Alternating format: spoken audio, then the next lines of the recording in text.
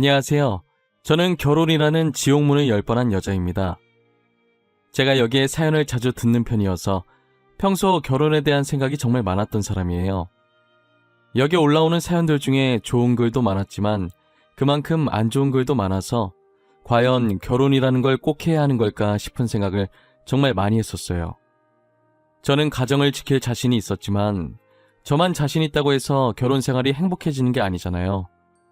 박수를 칠 때도 두 손이 마주쳐야 짝 하는 소리가 나는 것처럼 결혼도 한 사람의 노력이 아닌 두 사람이 서로한테 잘 맞춰줘야 순탄한 결혼 생활을 이어갈 수 있을 거라 생각해요. 지금부터 제가 하는 이야기를 들으시면 아마 여러분들도 제가 한 선택이 옳았다는 생각이 드실 거예요. 저도 한때는 사이좋은 부모님을 보고 자라서 다음에 좋아하는 사람이 생기게 된다면 결혼해서 아이 낳고 저희 부모님처럼 행복하게 살고 싶다는 생각이 컸어요. 저희 부모님은 기쁜 일이 있든 슬픈 일이 있든 모든 감정을 같이 나누셨고 좋은 게 생기면 항상 두 분이서 같이 하셨었어요. 그렇게 오래 붙어 있어 놓고 아직도 좋냐고 하면 배시시 웃으면서 좋다고 하시죠. 하지만 인생을 살아오다 보니 많은 것을 알게 됐고 제가 부모님처럼 살고 싶다고 해서 무조건 부모님처럼 살 수가 없다는 걸 깨닫게 되었어요. 그러다 보니 결혼에 대한 진지한 생각을 해보게 됐고 어쩌면 안 하는 게 더 나을 거라는 생각도 들었어요. 제가 심각하게 고민하고 있던 와중에 친구가 대뜸 남자 소개 안 받을 거냐고 묻는 거예요. 지솔아, 너 남자 소개 안 받을래? 진짜 괜찮은 오빠 한 명 있거든. 사업해서 돈도 잘 벌어. 그 오빠가 내 SNS 타고 네 계정에 있는 사진 봤나 봐. 자기 스타일이라고 소개시켜달라고 난리던데? 친구야, 나는 지금 진지하게 결혼을 할지 말지에 대해 고민하고 있는데 남자 소개를 받으라고? 나는 소개 같은 거 안 받는단다. 다른 사람 알아보라고 전해줘. 야, 결혼은 혼자 하니? 남자친구가 있어야 결혼을 하든지 말든지 하지. 지금 남자친구도 없으면서 혼자서 무슨 고민을 한다는 거야? 내 말은 연애를 해서 결혼을 할지 아니면 아예 비혼주의로 살지 그 고민을 하고 있다고. 여튼 난 소개 안 받을 거라고 말했다. 우리 중에 아직 남자친구 없는 애 있잖아. 걔 소개해줘. 아니, 이 오빠가 너 소개시켜달라고 했다는데 무슨 다른 애를 소개해달래. 너 진짜 안 받아? 사업해서 돈 잘 번다니까. 놓치기엔 진짜 아까운데. 그렇게 아까우면 네가 가지든가요. 생각해보니까 너도 남자친구 없잖아. 그리고 나는 이렇게 어색하게 소개받는 것보다 자연스러운 만남을 좋아해. 저는 친구에게 자연스러운 만남을 좋아한다고 남자 소개해준다는 걸 거절했어요. 그리고 2달 뒤 친구는 자신의 생일 파티에 몰래 그 남자를 부른 거예요. 친구가 전화로 소개받을 건지만 물어봐서 저는 남자의 이름이나 얼굴 아무것도 모르는 상태였죠. 남자는 SNS에서 봤던 제 얼굴을 기억하고 있었고 우연히 그곳에서 만난 척 제게 말을 걸려고 저한테 살짝 물을 쏟고 미안하다면서 자연스럽게 말을 걸기 시작했어요. 너무 자연스러워서 저도 모르게 남자의 말에 다 답해주고 있더라고요. 지금 생각해보면 한두 번 해본 솜씨가 아닌 것 같아요. 그때 알았더라면 이런 황당한 일을 안 겪었을 텐데 말이에요. 사업하는 사람이라 그런지 말을 어찌나 잘하던지 그 남자의 말솜씨에 제가 넘어간 것 같아요. 어느새 정신 차려보니 제가 그 남자와 사귀고 있더라니까요. 사귀게 된 날 제 친구가 말하길 제가 자연스러운 만남 추구한다고 거절하니까 자연스럽게 만나게 친구 생일 파티에 자기 좀 소개시켜달라고 했었다더라고요. 솔직히 의도적으로 접근한 게 마음에 안 들어서 그때 정이 살짝 떨어질 뻔했는데 그래도 막상 만나보니 괜찮은 남자 같길래 계속 잘 만나고 있었어요. 아무래도 남자친구가 사업을 해서 그런지 말솜씨도 말솜씨인데 사람을 어떻게 해야 자기 입맛에 잘 다룰 수 있는지를 아는 것 같았어요. 제가 조금이라도 화날 조짐이 보이면 빈틈새로 잘 피해가더라니까요. 그렇게 저희는 1년 정도 만남을 계속 이어갔어요. 저희 부모님이 제가 남자친구를 만나고 있다는 걸 알게 되면 당장이라도 만나게 해달라고 조르기 뻔해서 괜히 피곤해질까봐 남자친구 있다는 사실을 알리지 않았어요. 하지만 저는 남자친구의 어머님을 몇 번 뵌 적이 있긴 해요. 남자친구가 이제껏 여자친구라고 소개시켜준 적이 없어서 처음 저를 보시곤 엄청 반가워하시더라고요. 이렇게까지 환대받을 거라는 걸 상상도 못했었는데 어머님께서 먼저 반가워하시니 저도 덩달아 기분이 좋아서 애교도 많이 부렸던 것 같아요. 그 뒤로 어머님께서는 저를 자주 집으로 불러들이셨어요. 남자친구 생일엔 물론이고 어머님, 아버님 생신 때도 저를 불러주셨어요. 처음엔 생신 때도 저를 불러주실 만큼 이뻐해 주시는 것 같아서 은근 기분이 좋았어요. 그리고 상 차리는 거 도와달라고 할 때도 엄연히 제가 손님 입장이라 당황스럽긴 했지만 저를 이뻐해 주시니 저도 어머님, 아버님께 잘 보이고 싶어서 하라는 대로 다 했었죠. 그런데 정도가 점점 지나치기 시작하면서 저를 아예 며느리 대하듯 하시는 거예요. 어느샌가부터 저를 부르는 호칭도 제 이름에서 며느리, 우리 며느리로 바뀌어 있었죠. 어디서부터 잘못된 건지도 모르겠고 이미 되돌리기엔 늦은 것 같았어요. 게다가 자기네들 가족 행사에도 저를 부르셔서 며느리라고 소개하는데 이게 맞나 싶었어요. 그러다 보니 점점 남자친구네 가기가 부담스러워지기 시작하더라고요. 이미 그들의 친척들 사이에선 제가 며느리로 되어 있었고 언제 결혼한 거냐면서 묻기 시작했죠. 매번 그럴 때마다 제게 멋쩍은 듯이 웃으면서 아직 결혼 안 했다고 해명하기 바빴어요. 네가 권희 집사람이라고? 난 청첩장도 못 받은 것 같은데 언제 결혼했대? 설마 니네 둘이 사고쳐서 혼인신고만 한 거야? 사고치다니 아니에요. 절대 그런 거 아니에요. 저희 아직 결혼 안 했어요. 저는 권희 오빠 여자친구예요. 여자친구. 결혼도 안 했는데 권희 애미가 그 짝을 며느리라고 소개한다고? 아, 이제 조금 있으면 결혼을 할 건가 보네. 아니요, 그런 것도 아니고 아직 저희 날짜도 안 잡고 상견례도 안 했어요. 그냥 저를 며느리처럼 이뻐하셔서 그런 것 같아요. 진짜 한두 번도 아니고 어머님께서 일 벌려놓고 제가 왜 수습을 하고 있어야 하는지 모르겠어요. 저는 이미 그들 사이에서 사고쳐서 혼인신고만 하고 사는 사람이 됐고 결혼식을 하든 안 하든 며느리가 됐으면 친척들한테 인사를 올려야 하는데 인사 안 올린 싸가지 없는 사람으로 되어 있었죠. 제가 아무리 해명을 하고 다녀도 그들 사이에서 제 해명은 알 바도 아니었어요. 그리고 저를 친척들에게 소개하는 만큼 어머님께서 결혼을 언급하는 횟수도 같이 많아지셨어요. 늘 제게 결혼 얘기를 할 때 남자친구의 사업을 들먹이셨죠. 남자친구는 여자든 남자든 모두가 입을 수 있는 옷 사업을 하는데 협찬을 해준 건지는 모르겠지만 인플루언서가 몇 번 입기도 하고 SNS 유명 인사 사이에서는 꽤나 유명한가 보더라고요. 그래서 남자친구가 사업을 하는 것에 대해 엄청 유세를 떠셨어요. 아가, 너네 만난 지 이제 2년 다 되어 간다고 하던데 슬슬 결혼할 때 안 됐니? 우리 아들 지금 옷 장사도 잘 되고 돈 엄청 끌어모으고 있는데 누가 채가기 전에 해야지, 안 그래? 어머님, 저희는 아직 결혼 생각이 없어요. 지금 이대로도 충분히 좋아요. 결혼하면 하루 종일 붙어서 싸우기밖에 더 하겠어요?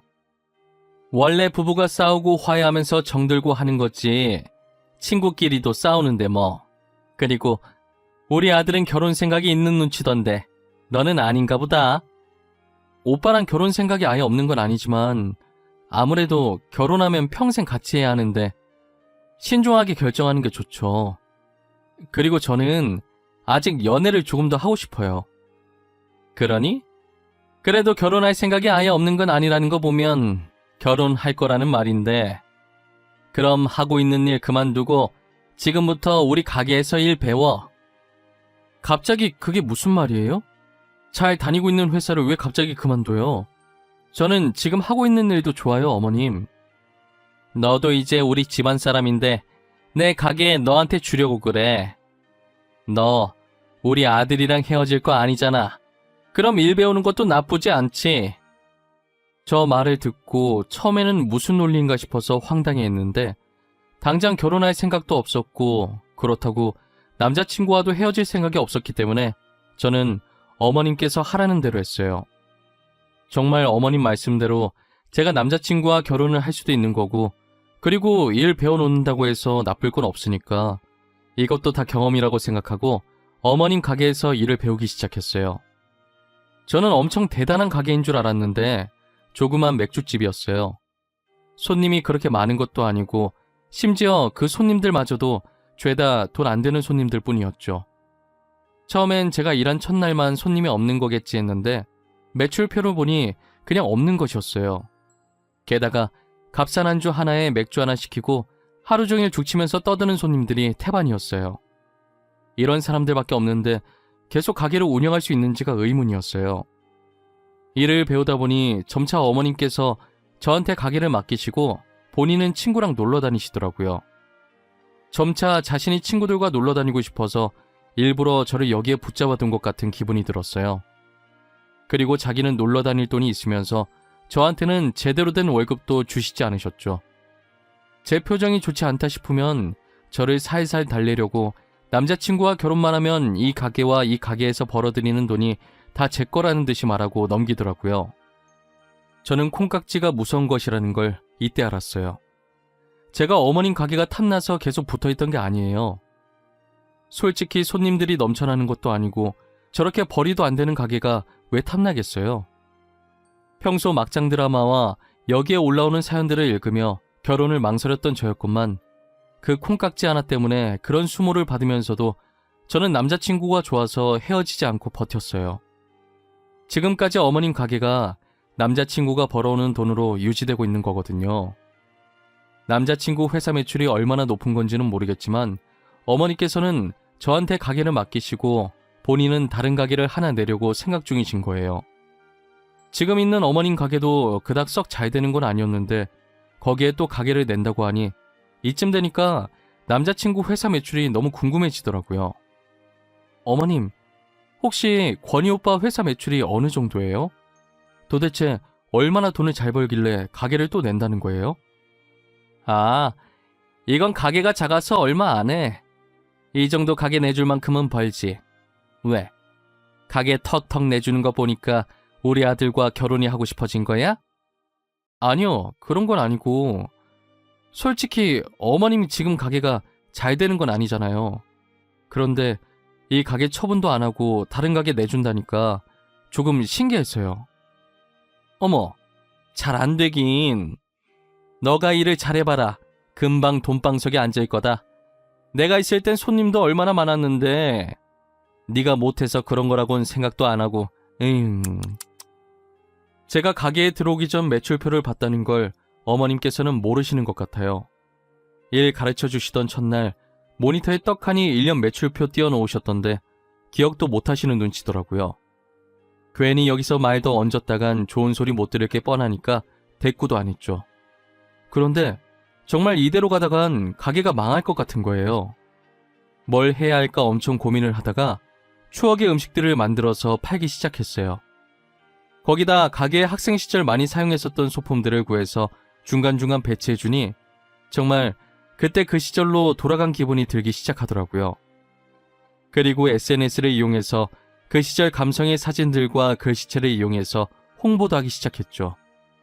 며칠 뒤에 제가 올린 글을 보고 왔다는 손님들이 조금씩 생기기 시작하는 거예요. 제 가게는 아니었지만 그래도 매출이 생기는 걸 보니 너무 뿌듯했어요. 제가 가게를 살려놓으니 어머님께서는 조금 놀라신 눈치더라고요. 어떻게 그런 생각을 했냐며 덕분에 돈 좀 만져보겠다고 엄청 좋아하셨었죠. 그리고 얼마 지나지 않아 저는 어머님 가게를 살려놓지 말았어야 했다고 후회했어요. 어머님께서는 매출표를 보더니 이것도 다 한철이라고 벌 수 있을 때 벌어야 한다면서 제게 더 새롭고 기발한 아이템을 요구하기 시작했죠. 저는 실망시켜드리고 싶지 않았기 때문에 뭐가 더 있을지 계속 생각하게 되더라고요. 가게 인테리어로 사용했던 소품들이 저희 시대 때 유행했던 소품들이어서 어머님 시대에 유행했던 것들도 어렵게 구해서 배치해놨어요. 그리고 그 시절 자주 먹었던 음식들을 똑같이 만들 순 없지만 최대한 비슷하게 흉내만 냈었죠.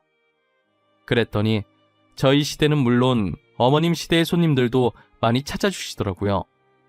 사람들이 SNS에 저희 가게 다녀간 후기를 작성해 주셔서 다른 지역 손님들도 많이 늘었어요. 그리고 저희와 비슷한 느낌의 가게들도 많이 생겨나기 시작했어요. 어머님은 지금 가게와 완전히 다른 가게 낼 거라고 난리시더니 지금 가게가 잘 되자 언제 그랬냐는 듯이 다른 가게 얘기가 쏙 들어갔더라고요. 어머님이 가끔 가게에 오시긴 하시는데 일을 도와주려고 오신 게 아니라 훈수를 두려고 오신 거예요. 바빠 죽겠는데 도와주지는 못할 망정 저를 쫓아다니면서 하나부터 열까지 다 간섭하시고 자기는 카운터에 있는 돈만 챙겨서 나가더라고요. 힘들게 돈 버는 사람 따로 있고 아무것도 안 하면서 돈만 쓰는 사람이 따로 있었죠. 저도 사람인지라 아무리 남자친구가 좋아도 제가 며느리도 아닌데 이런 대우받으면서 못 살겠더라고요. 혼자서 진지하게 남자친구와 헤어져야 하나 고민하고 있던 참이었어요. 제가 어머님 장단에 다 맞춰주니까 남자친구 자신도 제게 그렇게 해도 된다고 생각했는지 어머님이 제게 행동하듯 막대하기 시작하더라고요. 평소처럼 어머님 가게에서 오픈 준비하고 있는데 남자친구한테 전화가 온 거예요. 지소라, 부탁할 게 있어서 전화했는데 아직 가게 문 안 열었지? 내가 집에서 서류를 안 가지고 나왔더라고. 혹시 가져다 줄 수 있나 해서. 지금 오픈 준비하고 있어서 잠깐 시간 되니까 내가 가져다 줄게. 어떻게 생긴 봉투인데? 그냥 일반 서류 봉투야? 일반 갈색 서류 말고 흰색 서류 봉투 하나 있거든? 작은 거랑 큰 거 2개 있을 거야. 그거 2개 챙겨서 우리 회사로 와줘.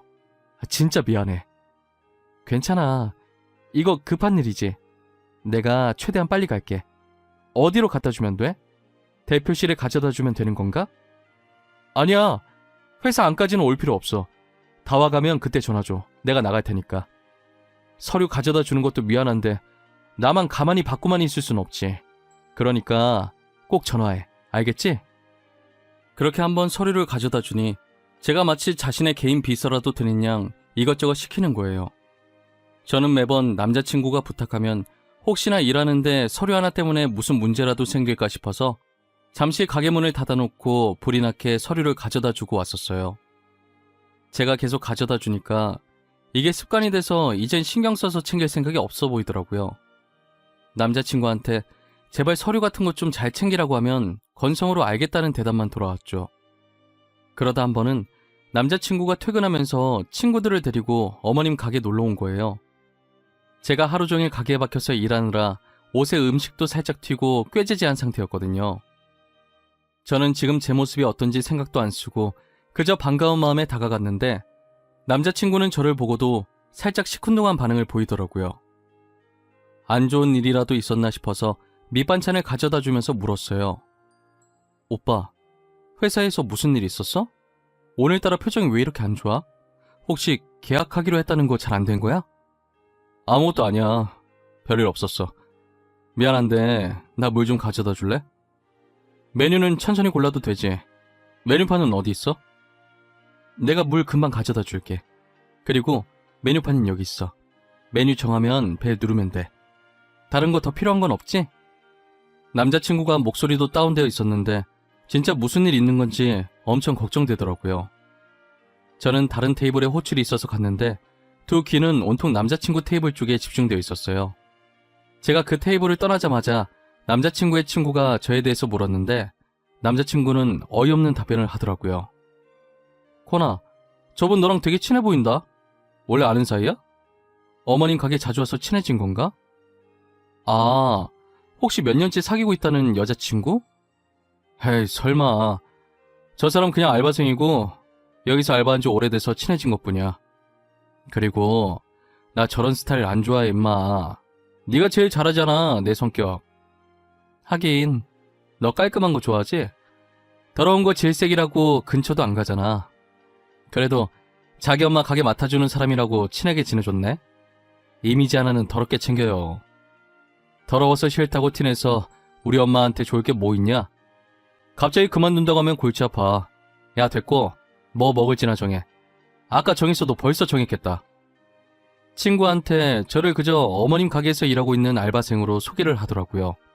기껏 자기 어머니 가게 살려줬더니 어떻게 저한테 이럴 수 있나 싶었어요.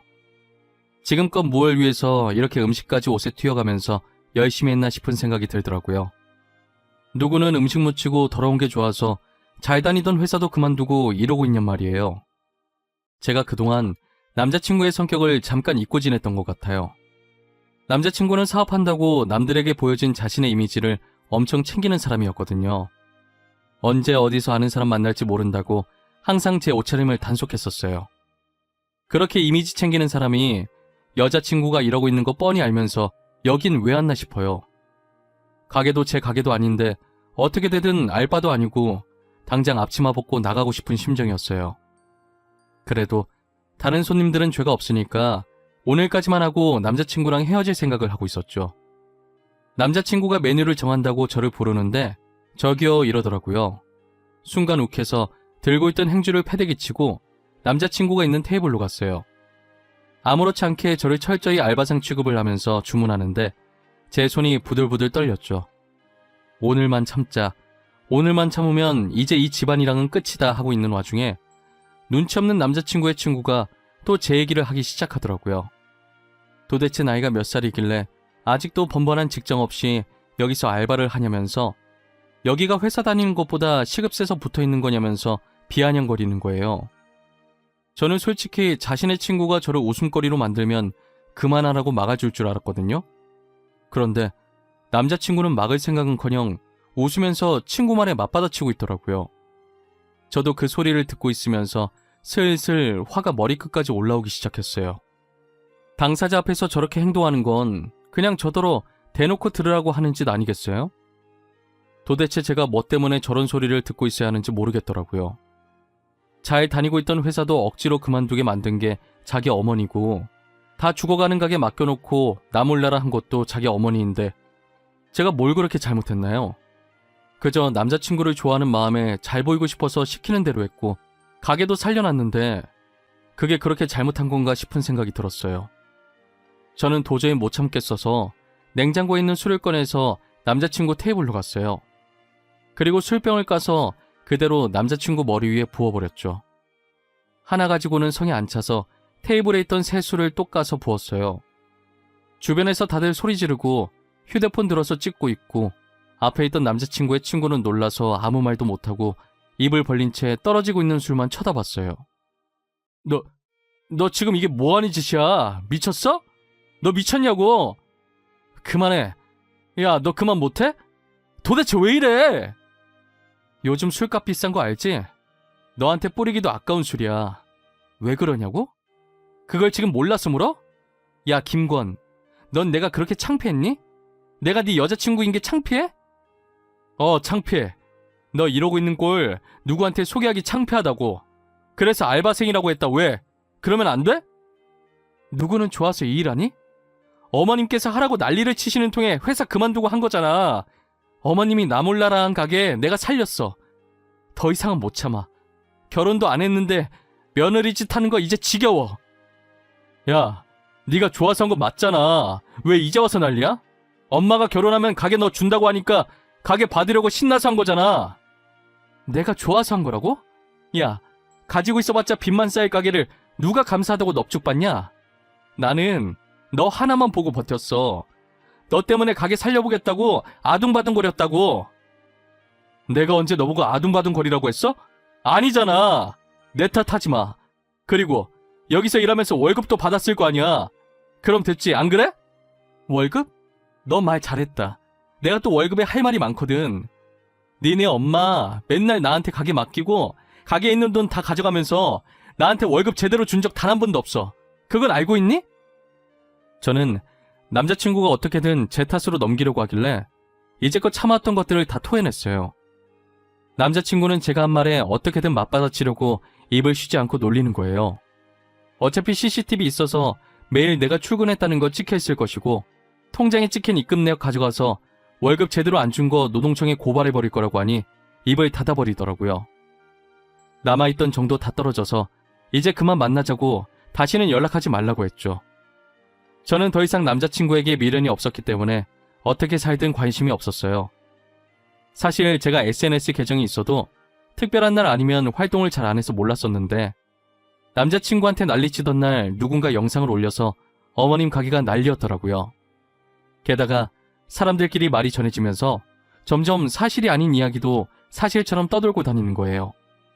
물론 남자친구네가 나쁜 쪽으로 몰리고 있었던지라 제가 피해볼 건 없으니 잠자코 보고만 있었어요. 그냥 이대로 망해버렸으면 좋겠다는 생각도 했는데 얼마 지나지 않아 제 바람이 이루어지더라고요. 영상이 퍼질 대로 퍼져서 어머니 가게 이미지는 날이 갈수록 떨어지고 그만큼 매출도 바닥을 쳤어요. 며느리도 아니고 언제 헤어질지도 모르는 여자친구를 시댁살이 시켰다면서 다들 가게에 가지 않았죠. 사람들은 저런 집에 누가 시집가고 싶어 하겠냐면서 그만큼 버틴 제가 보살이라고 그동안 어떻게 참았냐고 자기들이었으면 진작에 헤어졌을 거라더군요.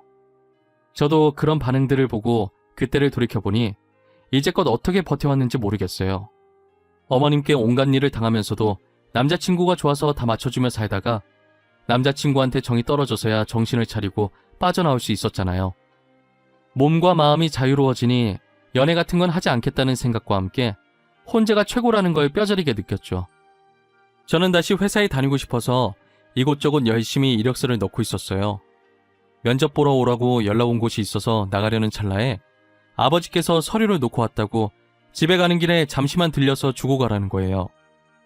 그래서 저는 서류를 챙기고 면접을 본 뒤 바로 아버지 회사로 향했어요. 회사에 도착해서 아버지께서 내려오길 기다리고 있었는데 로비 쪽이 시끄럽더라고요. 무슨 일인지는 모르겠지만 굉장히 급해 보였고 로비 직원에게 회장님을 만나게 해달라고 난리였죠. 그래서 소리나는 쪽을 무심결에 쳐다봤는데 되게 낯익은 뒤통수 하나가 보이는 거예요.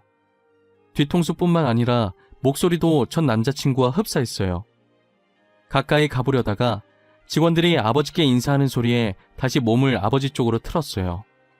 그랬더니 로비 앞에 있던 그 사람도 빠른 속도로 아버지께 달려갔죠. 제가 아버지 옆쪽으로 가서 조심스럽게 남자를 봤는데 전 남자친구가 맞는 거예요. 울다시피 아버지께 빌다가 저를 발견하고 의아한 듯 쳐다보더라고요. 회장님, 지금까지 저희 회사에 투자 잘해주셨잖아요. 갑자기 왜 투자금을 빼신 거예요? 네? 저희 회사 이러다 진짜 망해요. 제발 한 번만 도와주세요. 이지솔, 네가 여기 왜 있어? 설마 여기 취업했냐? 자네가 우리 지솔이를 어떻게 아는가? 지솔아, 너 김 대표랑 아는 사이니? 응, 잘 알지. 너무 잘 알아서 탈이지. 근데 이 사람 여기 왜 왔는데? 아빠가 저 회사에 투자해주기로 한 거 있었어? 아빠? 회장님이 니네 아버지라고? 야, 너 왜 말을 안 했어? 회장님이 너네 아버지인 거 알았으면 우리가 그렇게까지 안 했지. 이 회사 회장이 우리 아빠인 거 알았으면 뭐 어쩌려고 했는데? 일은 안 시켜도 니네 회사에 계속 투자해달라고 들들 볶았겠지. 안 그래? 내가 느끼기엔 두 사람이 썩 좋은 사이는 아니었나 보구나. 더 이상 김 대표랑 할 얘기 없으니 돌아가세요. 다시는 찾아오지 않았으면 좋겠습니다. 아버지께서는 눈치가 빠르신 분이라 저렇게만 말해도 단번에 알아차리시고 전 남자친구에게 확실히 선을 그으셨어요. 그리고 살려달라고 소리 지르는 전 남자친구를 뒤로하고 저를 데리고 회장실로 향했어요. 저한테 무슨 일이 있었던 건지 자세하게 말해보라고 하시더라고요. 저는 토시 하나 빠뜨리지 않고 그간 있었던 일에 대해 아버지께 말씀드렸어요. 제 말을 들은 아버지는 그 사건의 주인공이 저였냐면서 왜 이제껏 말하지 않았냐고 저를 다그치셨죠. 저는 어차피 지난 일이니까 이것도 좋은 경험이었다 생각하며 살고 있다고 했어요. 아버지께서는 다시 전 남자친구 회사에 투자하지 않겠다고 하시더라고요. 아무래도 딸이 그렇게 당했는데 투자해주고 싶은 마음이 사라지셨겠죠. 아버지 뜻이 그렇다는데 제가 굳이 말릴 필요는 없어서 알겠다고 했어요. 전 남자친구는 그 뒤로 계속 저한테 연락을 하더라고요. 그날 이후로 어머니 가게는 망했고 자기 신상도 다 털려서 매출이 바닥을 친다고 다들 아무도 투자를 안 해주려고 하는데 아버지까지 등 돌리면 진짜 회사 망한다면서요. 아버지께서 SNS를 안 하시니 그 사건을 제일 마지막에 아셨다고 하더라고요. 그래서 투자금을 안 빼고 있다가 뒤늦게 뺐더니 저렇게 회사까지 찾아온 거예요. 저는 전 남자친구 어머니를 노동청에 고발 안 한 걸 다행이라고 생각하라고 지금 염치도 없이 뻔뻔하게 나한테 뭘 부탁하는 거냐고 답하고 차단해버렸어요. 결국엔 전 남자친구는 투자자를 못 구해서 회사가 부도 처리됐죠. 그렇게 자기들 잘난 맛에 살더니 그대로 부메랑처럼 돌아와서 길거리에 나앉게 생겼네요. 정말 우연이라도 다시는 그 집안 식구들이랑 마주치는 일이 없었으면 좋겠어요. 진작에 인연을 끊었어야 하는데 뭐가 그렇게 좋아서 미련하게 버텼는지 모르겠어요. 여러분들도 저 같은 상황이 생긴다면 미련 가지지 말고 과감하게 끊어내셨으면 좋겠습니다. 지금까지 제 사연 들어주셔서 감사하고 항상 행복한 일만 가득하시길 바랄게요.